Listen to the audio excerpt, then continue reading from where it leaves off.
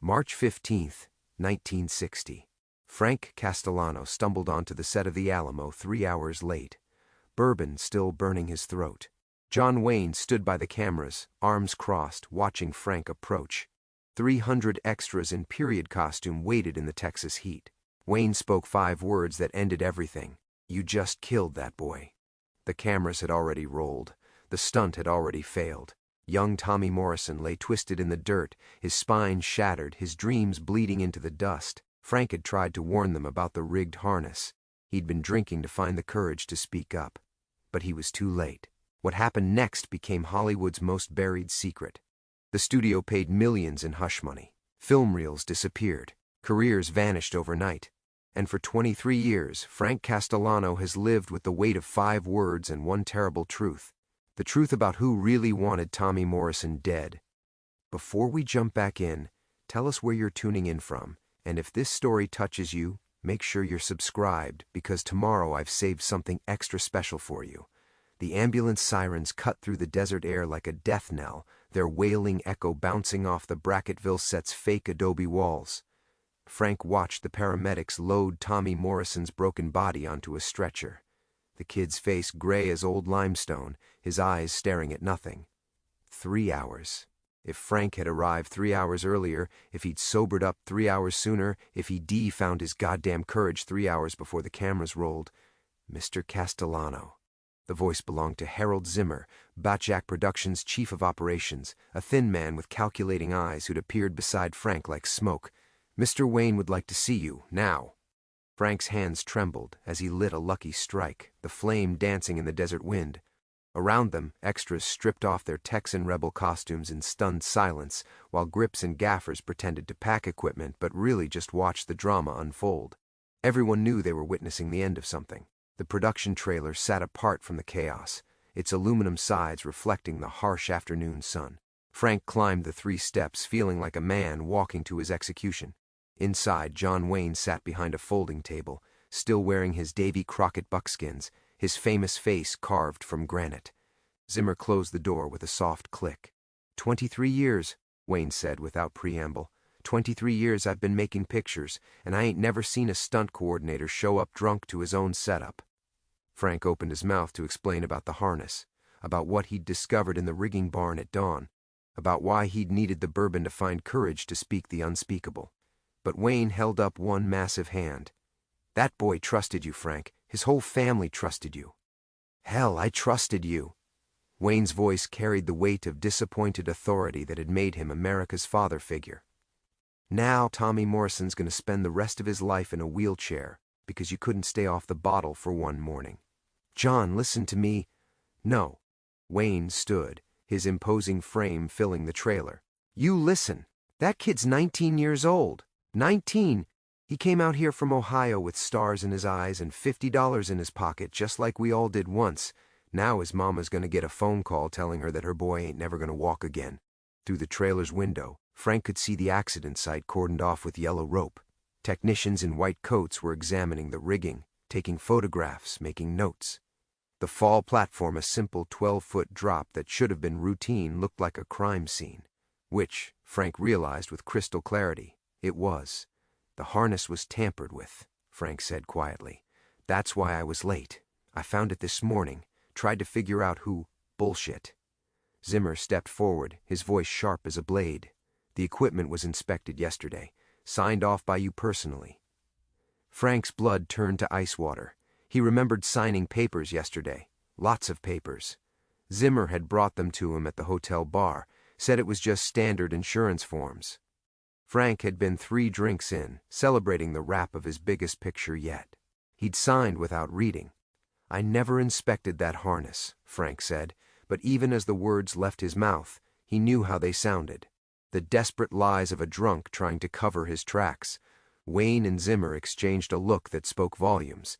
Frank suddenly understood he wasn't just being fired, he was being framed. "Harold's already called the studio," Wayne said. "They're sending lawyers and insurance adjusters. This is going to be expensive, Frank, real expensive. The kind of expensive that makes people ask hard questions about liability and criminal negligence. Unless," Zimmer added smoothly, "everyone agrees on what happened here today." A tragic accident caused by coordinator negligence. Clean and simple. No conspiracy theories, no wild accusations about sabotage. Frank's cigarette burned down to his fingers, the pain sharp and immediate. Around them, the trailer felt like a tomb, airless and final.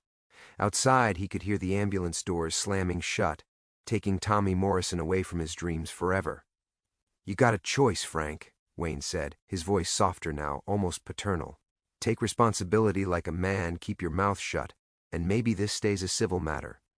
Studio pays the kids' medical bills, sets up a trust fund, everyone moves on. Or keep pushing this sabotage angle, and the district attorney might start thinking about manslaughter charges."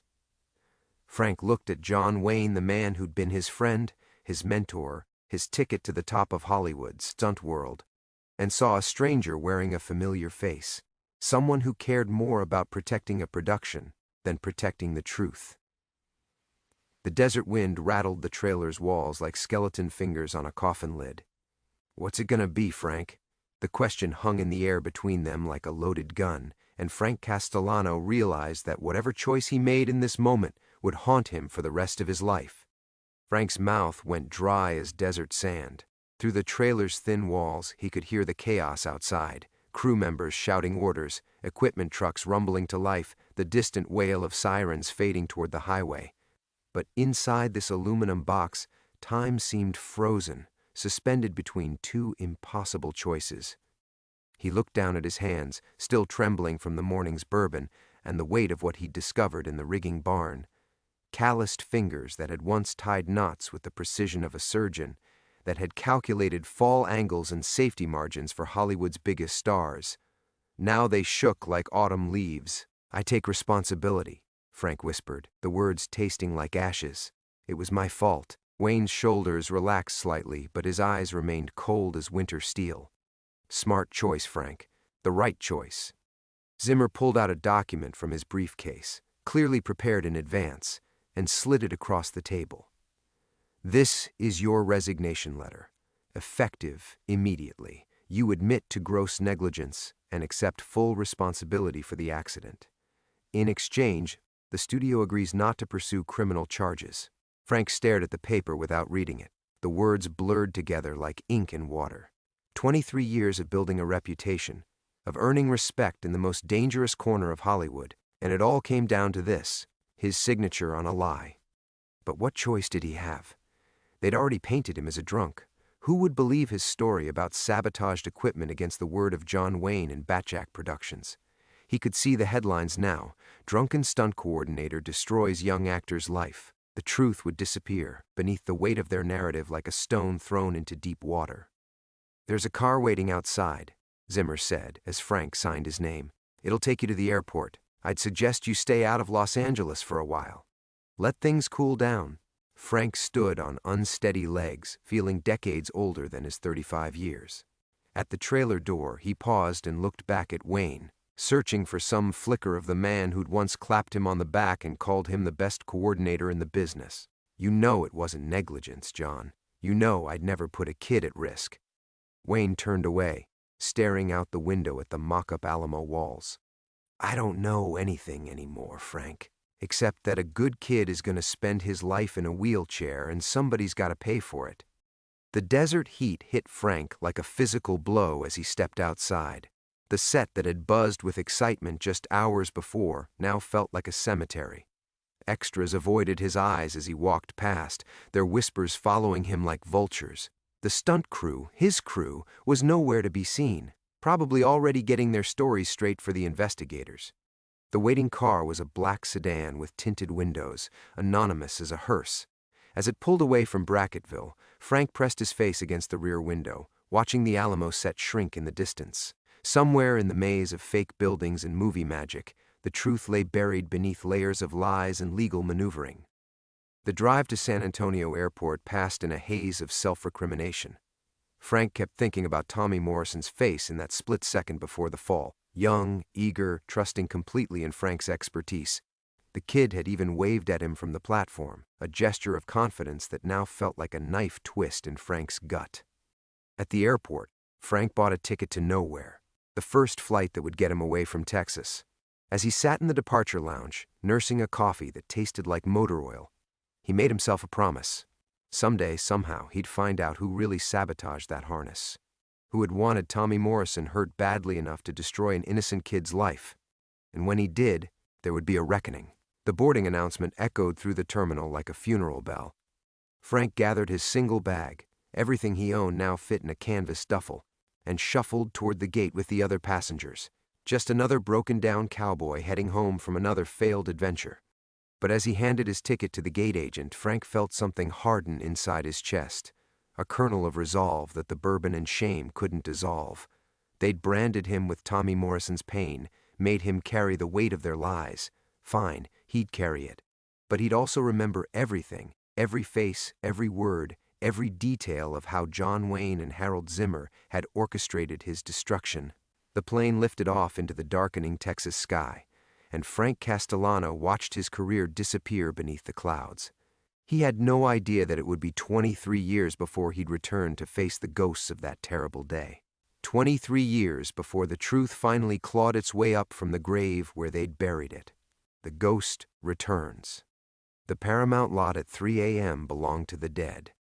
Frank Castellano's footsteps echoed off empty sound stages as he made his rounds, a 68-year-old security guard protecting Hollywood dreams that no longer included him. The same studios where he'd once commanded crews of 40 now employed him to check door locks and chase away vagrant actors still chasing their big break. 23 years. 23 years since that plane lifted off from San Antonio, carrying him away from the wreckage of his life. 23 years of night shifts and broken promises, of watching from the shadows as younger coordinators built careers on the reputation he'd lost in a single afternoon. The bourbon had helped for a while, until that stopped working too. Now only the darkness felt like home. Stage 12 loomed ahead, the same soundstage where Wayne had filmed the Quiet Man pickup shots back in '52. Frank remembered that day clearly, before Tommy Morrison, before everything went wrong. He'd been untouchable then, Hollywood royalty in work boots and a hard hat. Now the nameplate on his security uniform read F. Castle. Even his own name had become something to hide from. The radio crackled on his belt. "Castle, you got a visitor at the main gate. Says it's urgent." Frank frowned. Nobody visited night security guards at 3 in the morning, especially not him. He'd made sure of that, burning every bridge that might connect him to his past life. "Tell them we're closed. Come back during business hours. Says he knows about Tommy Morrison." The words hit Frank like a physical blow. His hand went instinctively to his chest, where his heart hammered against his ribs like a trapped animal. Tommy Morrison. Nobody had spoken that name to him in over 2 decades. It existed only in his nightmares now, in the 3 a.m. sweats that jerked him awake remembering the kid's trusting wave from the platform. "I'll be right there." The walk to the main gate felt like a death march. Frank's mind raced through possibilities, none of them good. A reporter maybe, finally digging up the old story. Or worse, family. The kid had come from Ohio with nothing, but that didn't mean he died with nothing. People remembered, people talked. The figure waiting outside the gate stood under a streetlight, hands buried deep in a coat pocket despite the warm Los Angeles night. Medium height, sandy hair going gray at the temples, with the lean build of someone who took care of himself. When he turned toward Frank's approaching flashlight beam, the family resemblance was unmistakable. Same eyes, same jawline, same earnest expression that had trusted Frank Castellano with his life 23 years ago. "Mr. Castellano, I'm David Morrison. Tommy Morrison was my father."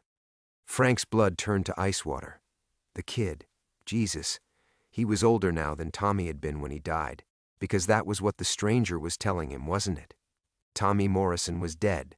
The boy who'd spent 23 years paying for Frank's cowardice was finally free. "I'm sorry for your loss," Frank managed, his voice barely a whisper. "But I don't think we have anything to discuss." "My father died last month," David continued as if Frank hadn't spoken. "Pneumonia," the doctor said, "common enough for people in his condition. But before he died, he told me some things. About what really happened on that set. About what you tried to tell them before the accident." Frank's hand tightened on the gate's metal bars. "Your father was mistaken. I was drunk that morning. I wasn't trying to tell anybody anything. He said you came to his trailer, 3 hours before the stunt. You were agitated, sober, trying to warn him about something. He sent you away because Mr. Wayne had told the cast not to listen to behind-the-scenes gossip. The memory hit Frank like a sledgehammer. Tommy's trailer, the kid practicing his lines, Frank standing there with liquor on his breath and desperation in his voice, trying to explain about the sabotaged harness. And Tommy, young, eager Tommy, politely asking him to leave because Mr. Wayne said professional actors didn't worry about technical details. That's ancient history, Frank said, but his voice betrayed him with a tremor. David reached into his coat and pulled out an envelope, yellowed with age. My father kept a journal. Every day for 23 years he wrote down what he remembered about that morning, every detail, every conversation, every person who came to see him.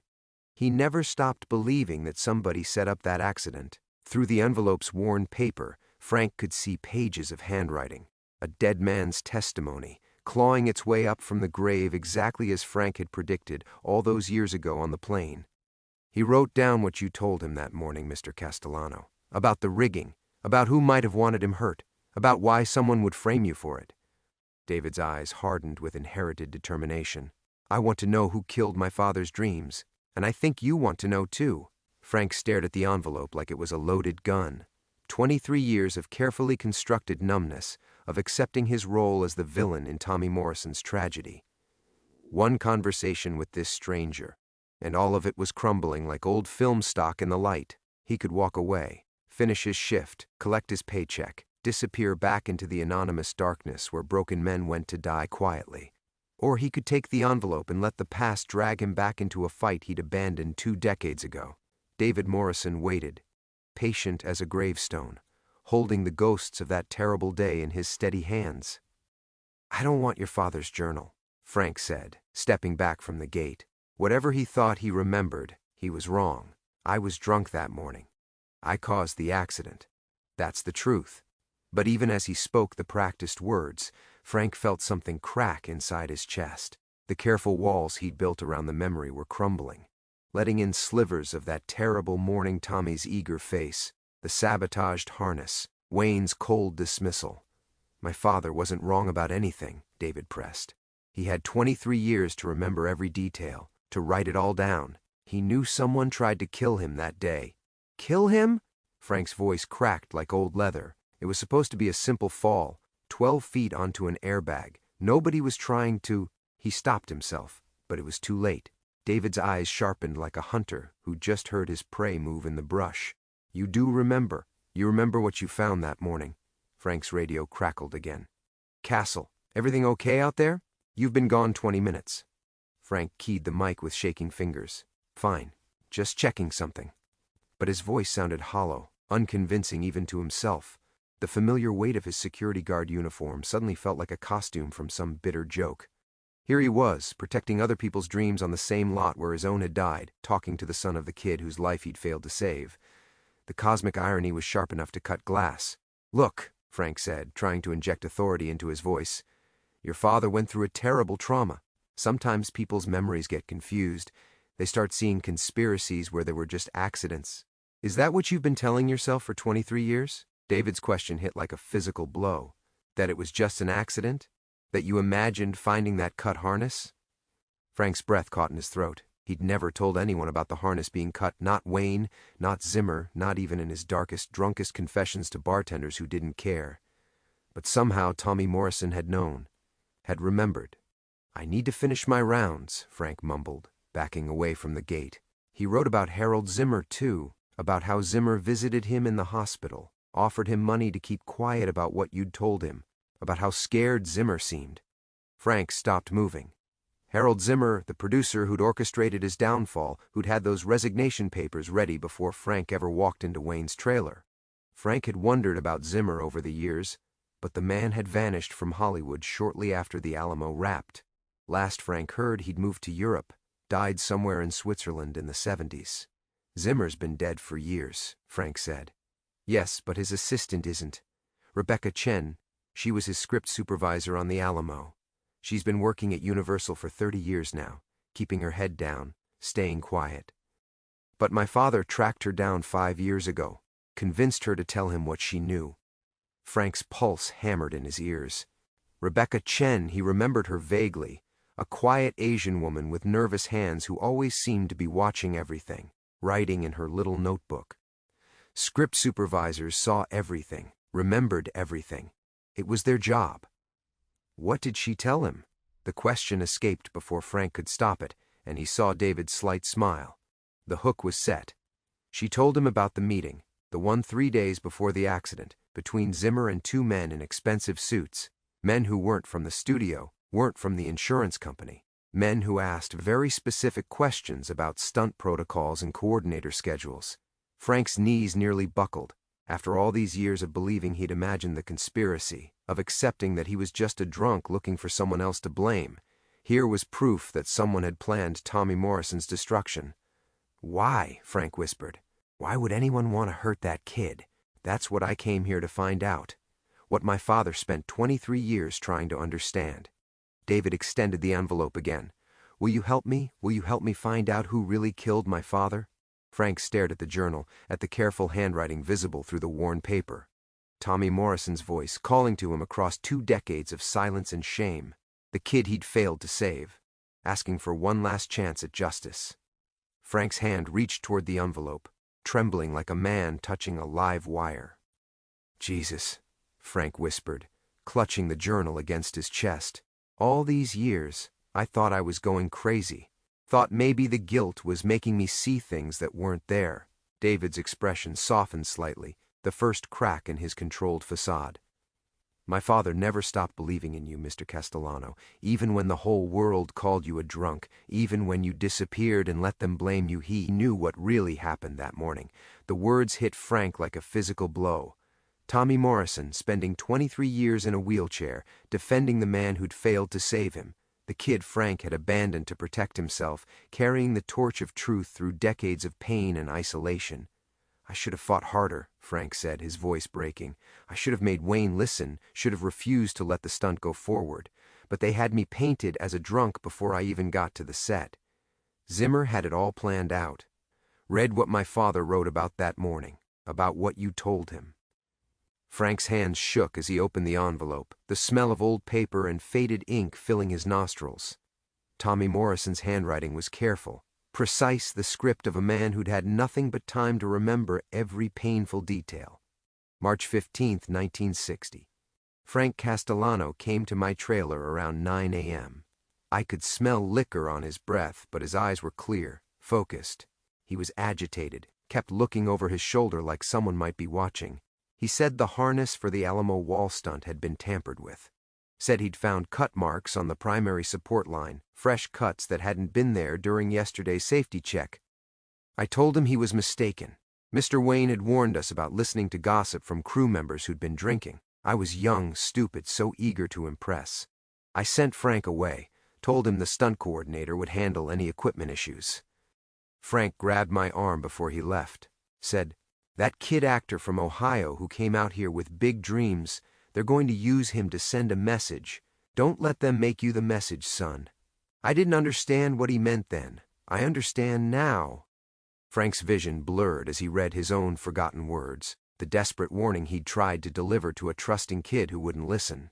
He remembered that morning with crystal clarity now, the smell of coffee in Tommy's trailer, the sound of dialogue being rehearsed, the terrible certainty that something was wrong. "Keep reading," David said quietly. Frank was right about the harness. When I fell, I felt it give way all at once, not like a gradual failure but like something had been cut almost through. The investigators found metal fatigue, but I know what I felt. Someone wanted me to fall. Someone wanted Frank Castellano to take the blame. Harold Zimmer visited me in the hospital 3 days later. Offered my family $50,000 to sign a statement saying Frank had been drinking heavily all morning, that I'd smelled alcohol on his breath, and been concerned about safety. When I refused, Zimmer's face went white. He said there were people involved who didn't like loose ends, people who could make sure I never worked in Hollywood again, or anywhere else. Frank's hands were shaking so badly he could barely hold the journal. The pieces were falling into place like dominoes, revealing the shape of a conspiracy that had destroyed 2 lives to protect something bigger. But what? What had been worth sacrificing an innocent kid and framing Frank for negligence? Who were they, Frank asked. The men in suits who met with Zimmer? My father never found out. Rebecca Chen only heard fragments of their conversation, something about sending a message to the union and making sure coordinators understand their place. But she remembered one thing clearly. One of the men mentioned that Frank Castellano was getting too big for his britches, talking about organizing stunt performers for better safety standards. The revelation hit Frank like a sledgehammer. His union organizing the meetings he'd been holding with stunt performers, pushing for industry-wide safety protocols and coordinator rights. He'd been gaining traction, getting attention from the guilds. Someone had seen him as a threat. They used Tommy to destroy me, Frank said, the truth finally crystallizing. Cut that harness knowing I'd be blamed for the accident. 2 birds with 1 stone, get rid of a troublesome coordinator and terrify the stunt community into silence. And it worked, David said grimly. Until now. Frank looked up from the journal, meeting David Morrison's determined gaze. The sun carried his father's eyes, but where Tommy had been trusting and eager, David burned with 23 years of inherited rage. What do you want from me? Frank asked. I want justice. For my father, for you, for everyone they silenced. David's voice carried the weight of decades of pain. Are you ready to fight back, Mr. Castellano? Or are you going to let them win forever? You think this is some kind of Western, Frank said, closing the journal with hands that had finally stopped shaking. Good guys against bad guys, justice riding into town to save the day. That's not how this works, son. The people who did this, they're still out there, still powerful, still connected. All we'd be doing is painting targets on our backs. David's jaw tightened with inherited Morrison's stubbornness. So you're just going to walk away? Again? The accusation hit like a slap, but Frank held his ground. I'm going to survive. Same thing I've been doing for 23 years. He started to hand the journal back, then stopped as David's next words cut through the night air. Rebecca Chen gave my father something else before she disappeared. Something she'd been hiding all these years. Frank's blood turned to ice. Disappeared 3 months ago. Right after she agreed to go on record about what she'd witnessed. Her apartment was cleaned out. No forwarding address, no contact with Universal, like she just vanished into thin air. David reached into his coat again, this time producing a small manila envelope. But not before she gave my father this. Frank's hands moved toward the envelope before his brain could stop them. Inside was a single photograph, black and white, slightly blurred, showing 3 men in expensive suits standing outside a soundstage. Frank recognized the background immediately, stage 12 at Paramount, where they'd filmed the Alamo interior shots. But it was the men that made Frank's world tilt sideways. The first was Harold Zimmer, looking nervous and pale. The second was a stranger, tall, distinguished, with the predatory smile of someone used to getting his way. But the third man, the one shaking Zimmer's hand like they'd just concluded important business, was impossible to mistake. John Wayne. Frank's knees nearly buckled. The Duke himself, Hollywood's paragon of American virtue, casually discussing the destruction of Frank Castellano with the same expression he might use to order lunch. The man Frank had idolized, had worked with for 3 pictures, had trusted enough to delay confronting about the sabotaged harness. My father was right about one thing, David said quietly. You did try to warn him, but you went to the wrong person first, didn't you? You went to Wayne. The memory crashed back with devastating clarity.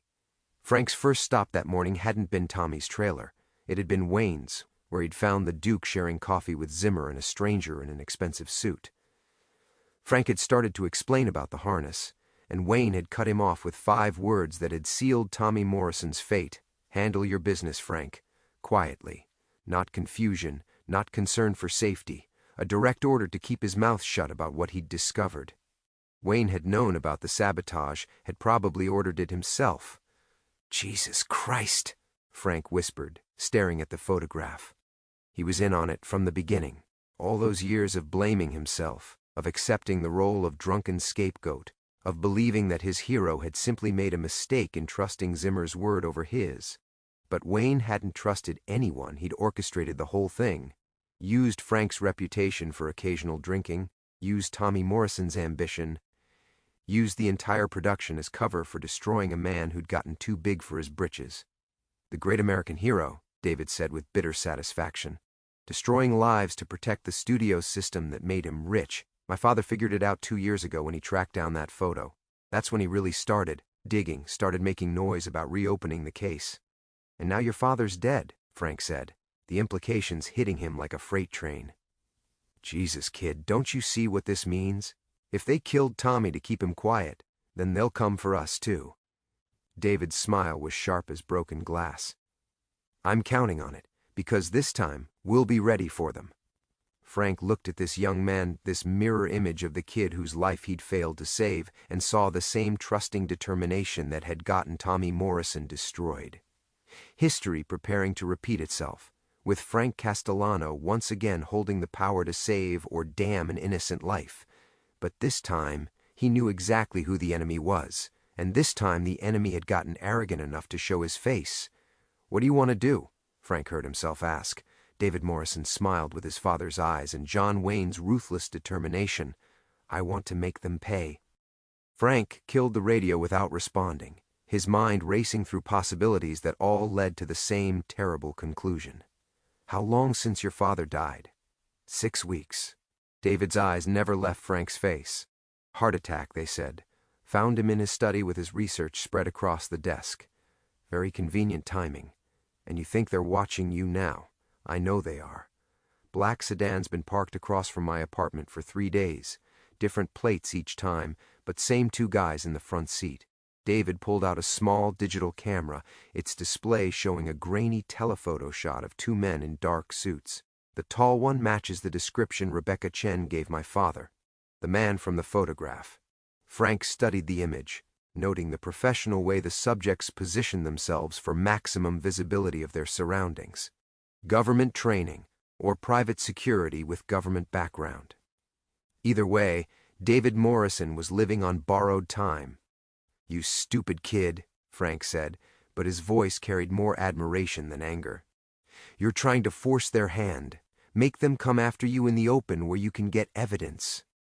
My father tried the quiet approach for 23 years, got him exactly nowhere until he started making noise, and then it got him killed. David pocketed the camera. Sometimes you have to make them show their true face. Frank thought about Tommy Morrison spending 2 decades in a wheelchair, quietly gathering evidence while the world forgot about the broken stuntman who'd accused John Wayne of conspiracy. The patience of the paralyzed, waiting for justice that never came. Now his son was taking the opposite approach, forcing a confrontation that could destroy them both. There's something else you need to know, Frank said slowly, about why they picked your father specifically. David's expression sharpened. What do you mean? Tommy wasn't just some random actor they decided to sacrifice. He was Harold Zimmer's nephew. The words hung in the air like a physical presence. David's face went through a series of emotions: confusion, realization, then cold fury. Zimmer destroyed his own family? Your father never told you? Maybe he never knew. Frank leaned against the gate, suddenly feeling every one of his 58 years. Zimmer's sister married a Morrison from Ohio, had a kid who came out to Hollywood with stars in his eyes and a letter of introduction to his uncle the producer. Tommy was family, and Zimmer fed him to the wolves anyway, to protect himself, to protect the system that made men like Zimmer rich. Your father was just collateral damage in a war against anyone who threatened the studio's control over their workers. Frank's voice carried 23 years of accumulated bitterness. They would have found another patsy if it hadn't been Tommy. But using family sent a message that nobody was safe. David absorbed this revelation with the same controlled intensity he'd shown throughout their conversation. That's why Rebecca Chen was so frightened. She wasn't just witnessing a conspiracy, she was watching them destroy a producer's own nephew to make a point. And now she's disappeared. Your father's dead, and you're walking around with a target on your back. Frank straightened up, decision crystallizing in his mind like ice forming on glass. We need to get you somewhere safe while we figure out how to play this. No. David's response was immediate and final. Running didn't save my father, and it won't save us. We have enough evidence to expose what really happened, but only if we force their hand first. Kid, you don't understand what you're dealing with. These people have been covering this up for over 20 years. They've got resources, connections, and they've gotten comfortable. Sloppy. My father's death was supposed to be the end of it, but they made one mistake. David's smile was sharp enough to draw blood. They let me inherit everything, including the safety deposit box he never told them about. Frank's breath caught. What safety deposit box? The one containing the original film reels from the accident. Rebecca Chen didn't just take photographs, she kept copies of everything Zimmer thought he'd destroyed, including footage that shows the harness failing exactly the way my father described. The implications hit Frank like a physical blow. Actual footage of the sabotage, proof that would vindicate them both and destroy everyone involved in the cover-up, but also evidence that would make them the most wanted men in Hollywood, hunted by people with unlimited resources and no conscience. Jesus, David, you're not just playing with fire, you're dancing in a gasoline factory. Then we'd better make sure our dance is worth watching. David Morrison looked at Frank with his father's trusting eyes and his own determined smile. Are you ready to be the hero my father always believed you were, Mr. Castellano?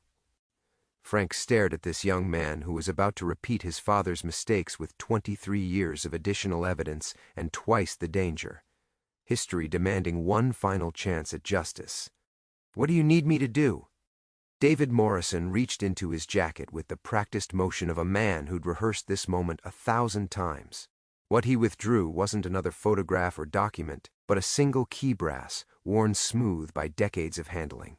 Tomorrow morning, we go to First National Bank on Wilshire. Safety deposit box 1247.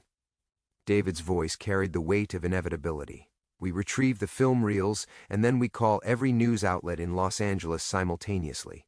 By noon, the whole world will know what John Wayne really was. Frank felt the familiar tightness in his chest, the same crushing pressure he'd experienced that morning in 1960 when he'd realized Tommy Morrison wouldn't listen to his warning. History circling back like a hungry vulture, offering him one last chance to save a Morrison or watch another one die.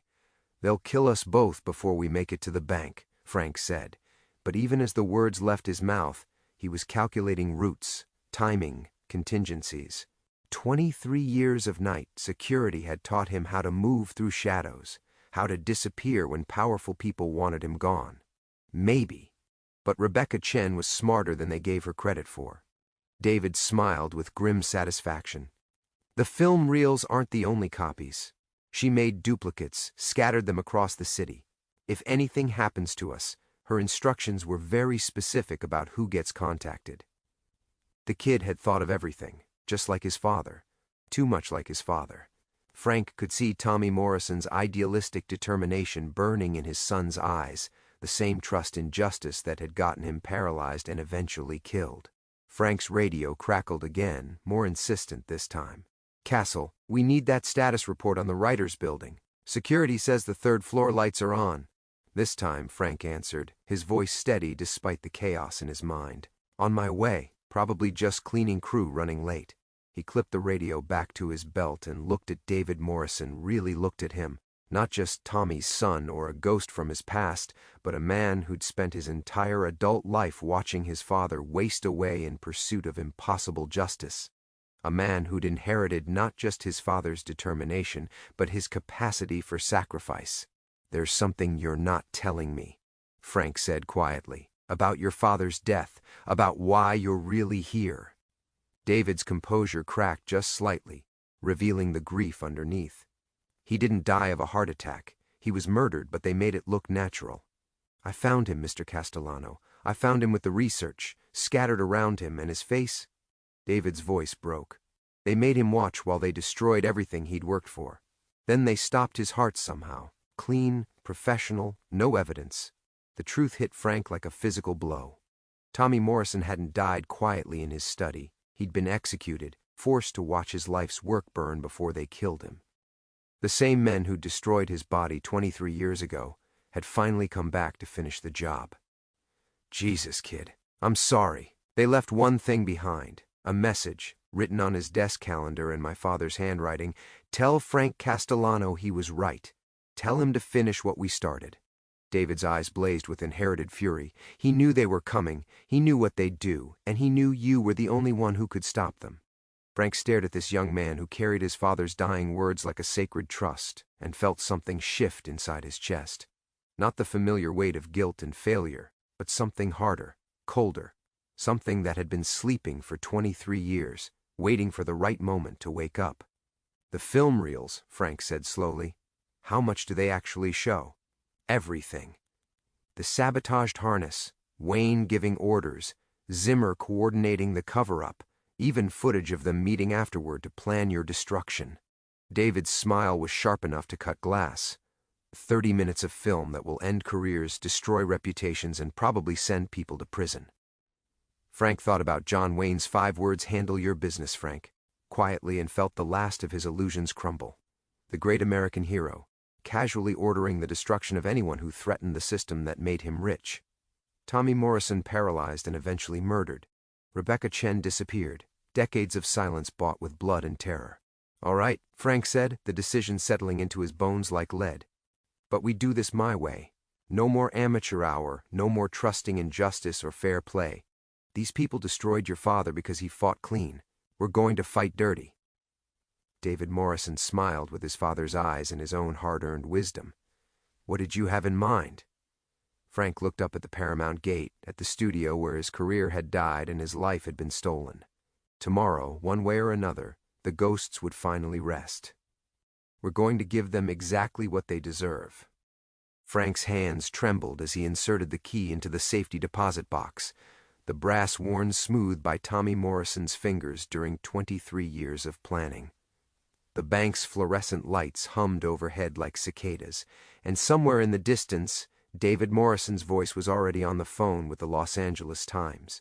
"Box 1247, Frank whispered to himself, the numbers that had haunted his dreams for 6 weeks since David first spoke them.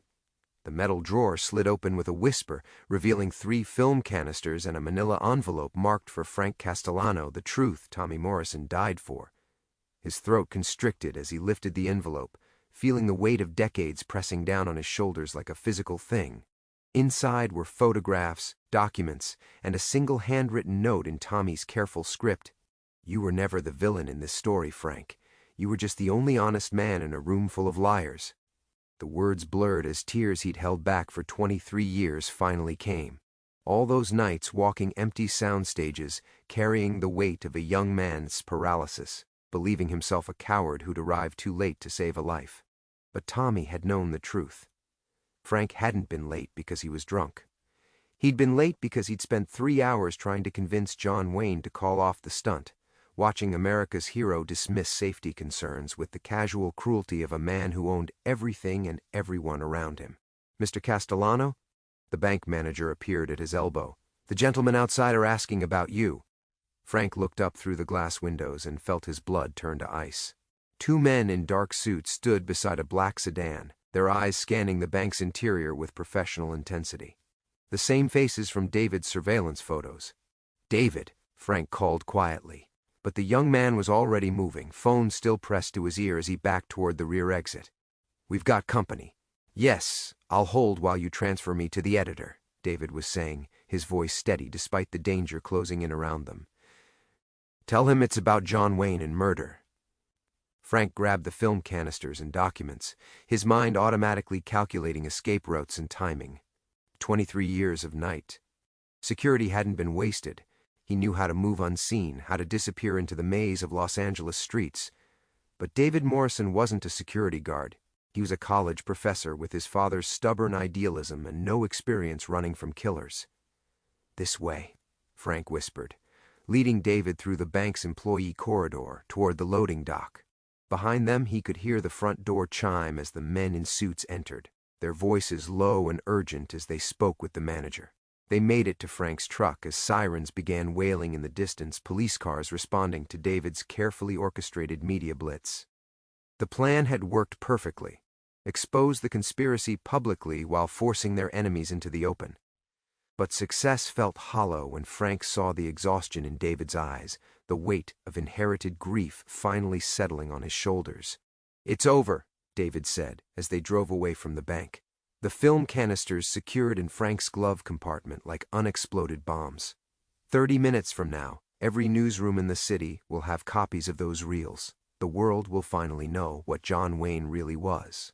Frank nodded, but his thoughts were elsewhere, on a young actor who died believing himself forgotten, on a frightened script supervisor who disappeared into shadows, on 23 years of carrying shame that was never his to bear. Justice was coming, but it couldn't resurrect the dead or heal the paralyzed. It could only offer the cold comfort of truth finally spoken aloud. 3 hours later, they sat in Frank's apartment watching the evening news as anchor Tom Harrison held up a photograph of John Wayne shaking hands with Harold Zimmer. Tonight, explosive new evidence suggests that Hollywood legend John Wayne may have been involved in covering up the deliberate sabotage that paralyzed stuntman Tommy Morrison in 1960. Frank turned off the television and walked to his window, looking out at the Paramount lot where his life had been destroyed and, tonight, finally redeemed. The studio lights twinkled like fallen stars, beautiful and cold and indifferent to the human dramas played out beneath them. "Your father would be proud," Frank said without turning around. David Morrison joined him at the window, both men staring at the place where their lives had intersected across decades of pain and silence. "He always said you were a good man caught in an impossible situation. He was wrong about the good man part, but he was right about impossible." Frank's voice carried the weight of earned wisdom and irredeemable loss. "Some stories don't have heroes, kid. Just people trying to survive in a system designed to destroy them." They stood together in the darkness, two men bound by tragedy and time, watching the studio sleep. Tomorrow would bring investigations, arrests, congressional hearings. The machinery of justice would grind forward, exposing the rot beneath Hollywood's golden facade. But tonight, Frank Castellano was just a night security guard who'd finally come home from a war that had lasted 23 years. The ghosts were quiet now, and for the first time since 1960, he wasn't afraid to close his eyes and sleep.